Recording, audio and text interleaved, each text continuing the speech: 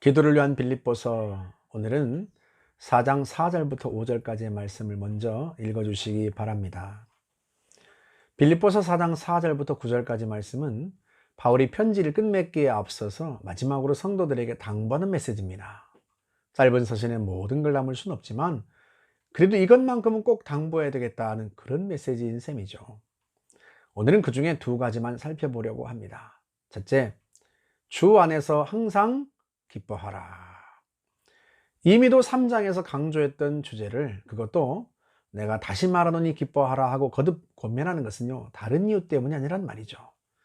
주 안에서 기뻐하는 것만큼 우리의 신앙을 안전하게 만드는 것이 없기 때문입니다.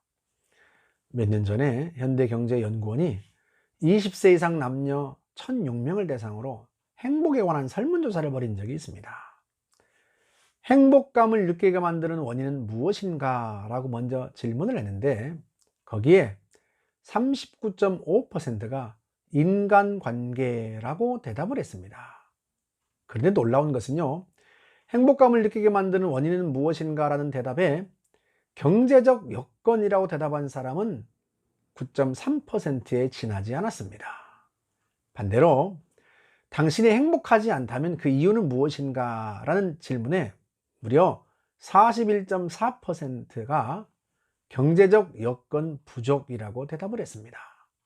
이게 무슨 말인가 하면요, 행복을 경제적 여건에서 찾으려고 하는 사람들은 인간관계가 주는 행복감을 잘 모른다는 뜻입니다.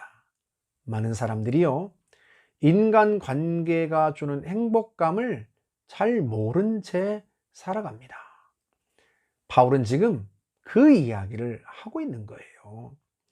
예수님과의 관계에서 얻는 기쁨을 감히 세상에서 누리는 물질적인 복과 비교하지 마라.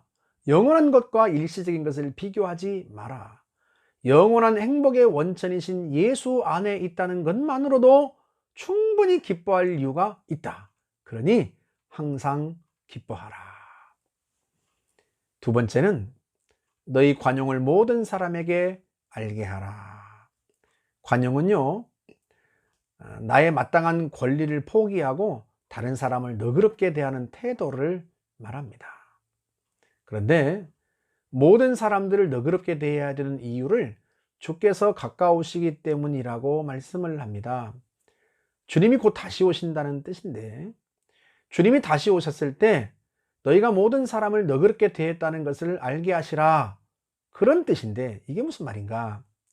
먼저 마태복음 18장 23절을 한번 읽어드리면, 그러므로 천국은 그 종들과 결산하려 하던 어떤 임금과 같으니 결산할 때 10,000달란트 빚진 자 하나를 데려오매. 한 달란트는 6,000데나리온에 해당되는 금액인데요, 한 데나리온은 당시 노동자의 일일 품삯입니다. 그러니까 10,000달란트는요 6천만 일의 품삯에 해당하는 어마어마한 금액입니다. 그러니까 10,000달란트는요 인간의 노력으로는 도무지 갚을 길이 없는 엄청난 빚을 의미합니다. 그런데요, 그 빚을 탕감받았습니다. 왕에게 이루 말할 수 없는 은혜를 입은 거죠. 이 종이요, 너무 감격에 젖어서 집으로 돌아가다가 자기에게 100데나리온 빚진 친구를 만났습니다. 6천만 일의 품삯에 해당하는 금액에 비하면요 100데나리온은 아무것도 아닌 거죠.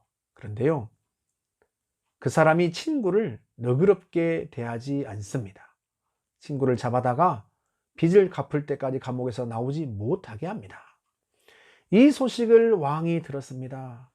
그러자 왕이 그 종을 잡아오라고 명령을 합니다. 그리고는 그 종에게 이렇게 말을 합니다. 마태복음 18장 32절 말씀인데요, 이 악한 종아, 네가 나에게 빌기에 내가 네 모든 빚을 없던 것으로 해주었다. 내가 네게 자비를 베풀었던 것처럼 너도 네 동료에게 자비를 베풀어야 하지 않느냐. 주님이 이 비유를 왜 얘기해 주세요? 베드로의 질문 때문입니다. 주님, 형제가 저에게 죄를 지으면 몇 번이나 용서해 주어야 됩니까? 그 질문에 주님께서 10,000달란트 빚진 자의 비유를 얘기해 주신 거란 말이죠. 다시 말하면 몇 번이나 용서해 주어야 되느냐고?